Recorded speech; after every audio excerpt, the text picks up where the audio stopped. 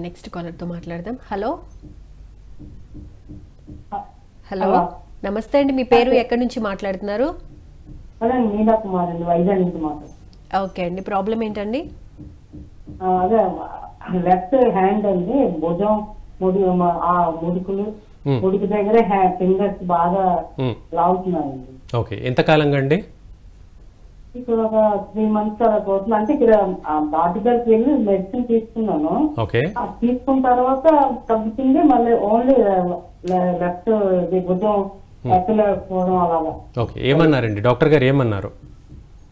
Doctor గారు ఏమన్నారంటే మామూలుగా మెడిసిన్ రాసి ఇచ్చారండి, టాబ్లెట్. అలా కదమ్మా, కీళ్ళ వాతం కానీ కీళ్ళు అరిగింది అదేం చెప్పలేదండి, అవేం మామూలు చెప్పలేదు. మెడిసిన్ అదే రాసి ఇచ్చారు. ఓకే, అవి వాడినప్పుడు కాస్త అదుపులో. అదే మళ్ళీ ఒక 1 month అయింది, తగ్గింది. మళ్ళీ రైట్ హ్యాండ్ అలాగా లెఫ్ట్. అలాగే, గాయం ఎప్పుడు లేదు కదా?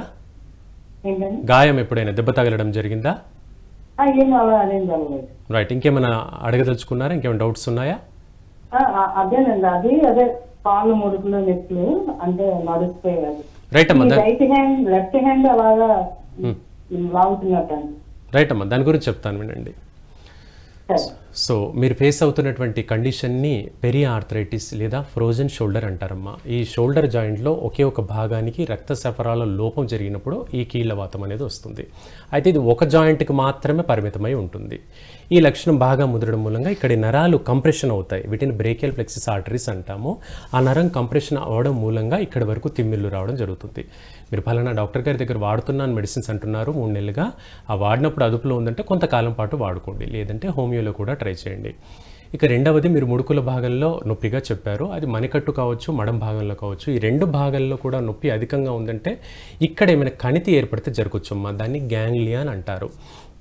ఇప్పుడు అందరికీ మనం చూస్తున్నాం ఈ మణికట్టు భాగంలో ఏదో ఒక ఎముక 2 ఎముకలు ఉన్నాయనుకుంటాం, కానీ ఇక్కడ 7 ఎముకలు ఉంటాయి. సో పై రోలో 3 ఎముకలు, కింది రోలో 4 చిన్నపాటి, చాలా సన్నవి చిన్నపాటి ఎముకలు ఉంటాయి. ఇలా ఈ 7 ఎముకల్లో ఏ ఒక్క ఎముక పైన ఉండేటువంటి లేయర్ పొర వాపుకు గురైనా కూడా ఈ లక్షణం ఏర్పడి అది గ్యాంగ్లియాన్ అనేటువంటి లక్షణంకి దారితీస్తుందమ్మా. బహుశా అది అయ్యుండొచ్చు నువ్వు చెప్తున్న దాన్ని బట్టి చూస్తే. ఏదైనా ఎక్స్రే కానీ నువ్వు పర్సనల్గా చూస్తే కానీ చెప్పగలనమ్మా. ఒకవేళ నీకు పాసిబిలిటీ ఉంటే వీడియో కాల్లో ఒకసారి టీవీ మీద స్క్రోల్ అవుతున్న నెంబర్ని కాల్ చేయండి అమ్మా, దాని గురించి క్లియర్గా చెప్తాను. ఓకే, నెక్స్ట్ కాలర్తో మాట్లాడదాం. హలో హలో హలో నమస్తే అండి, మీ పేరు ఎక్కడి నుంచి మాట్లాడుతున్నారు? హైదరాబాద్. ఓకే భాను గారు, ప్రాబ్లం ఏంటో డాక్టర్ గారికి ఎక్స్ప్లెయిన్ చేస్తారా? సరే చెప్పమ్మా. మాట్లాడండి. నమస్కారం అండి. నమస్తే అమ్మా, చెప్పండి. అంటే తలబట్టలు కూడా వస్తుందండి, కాళ్ళు చేతులు లాగేస్తున్నాయి, నీరసంగా ఉంటుంది. ఓకే, ఏజ్ ఎంతమ్మా? వయసు 20. 20. కాళ్ళు చేతులు లాగేస్తున్నాయి, ఇంకా తలబట్టలు కూడా వస్తుందండి. తల బరువుగా అనిపిస్తుంది? లేదు లేదు, హెడేక్ ఎక్కువగా వస్తుంది, బద్దలు కొట్టేంత హెడేక్ వస్తుంది అన్నట్టు. అలాగే, ఇంకా అమ్మా? అమ్మా ఏంటండి?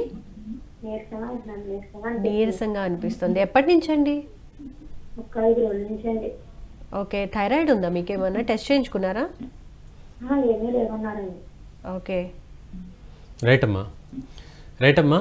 ఎప్పుడైనా డాక్టర్ గారితో ఇలాంటి అవకాశం వచ్చినప్పుడు కరెక్ట్గా మాట్లాడాలమ్మా. కరెక్ట్గా క్లారిటీగా చెప్పు. నీ సమస్య ఏదైనా ఉంటే నేను క్లారిటీగా చెప్పగలుగుతా. ఎంత దూరం నుంచి కాల్ చేసినా కొంచెం స్పష్టంగా మాట్లాడండి. అందరు వ్యూవర్స్కి ఉపయోగపడేగలంగా స్పష్టంగా మాట్లాడండి, క్లారిటీగా చెప్పగలుగుతా. ఇప్పుడు నీరసం, బలహీనత చాలా కారణాలు ఉంటాయమ్మా, ఒక మాటలో చెప్పలేము.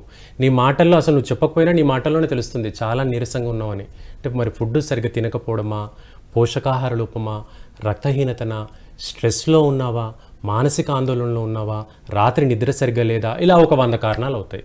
సో అన్నీ మాట్లాడుకోలేనమ్మా. కాబట్టి కారణం అనేది నువ్వు స్పష్టంగా చెప్తే దానికి ఏమైనా సొల్యూషన్ ఉందా లేదా అనేది చెప్పగలుగుతా. సో కాలర్స్ మీరు ఎవరైనా కూడా లక్షణం క్లారిటీగా చెప్పండి, క్లియర్గా నేను ఎక్స్ప్లెయిన్ చేయగలుగుతాను. ఓకే, నెక్స్ట్ కాలర్ ఉన్నారండి, కాలర్తో మాట్లాడదాం. హలో హలో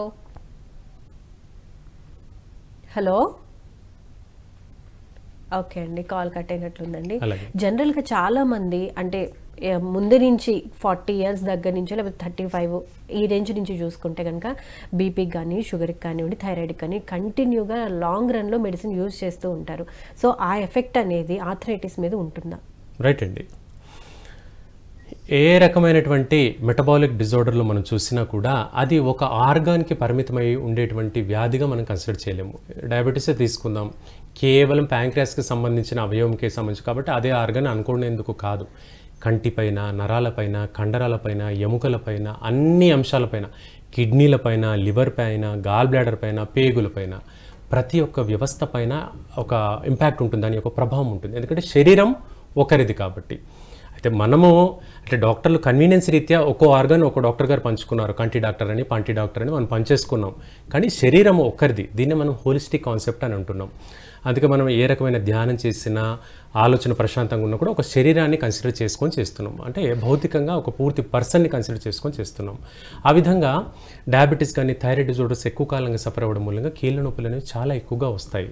అందుకే ఆ డిజార్డర్ని అదుపులో పెట్టుకోవాలి. అదుపులో పెట్టుకుంటే కంటిపైన, నరాలపైన ఇంపాక్ట్ పడకుండా మనం కాపాడుకోవచ్చు. ఓకే అండి, మనం ఇంకా క్లియర్గా తెలుసుకుందామండి. ఏంటి కంటి సమస్యలకు సంబంధించి ఆర్థరైటిస్కి రిలేషన్ ఏంటి, అండ్ శ్వాస వ్యవస్థకి సంబంధించి ఆర్థరైటిస్కి రిలేటివ్ ఏంటి అనేది మనం ఇంకా క్లియర్గా తెలుసుకుందాం. కాబట్టి టైం మనకి తక్కువ ఉంది కాబట్టి నెక్స్ట్ ఎపిసోడ్లో మనం కంటిన్యూ చేద్దాం. థ్యాంక్ యూ సో మచ్ అండి, ఆర్థరైటిస్లో రకాల గురించి ఎక్స్ప్లెయిన్ చేసినందుకు అండ్ మా కాలర్స్ అడిగిన ప్రశ్నలకు చాలా చక్కగా సమాధానాలు వివరించినందుకు ధన్యవాదాలండి.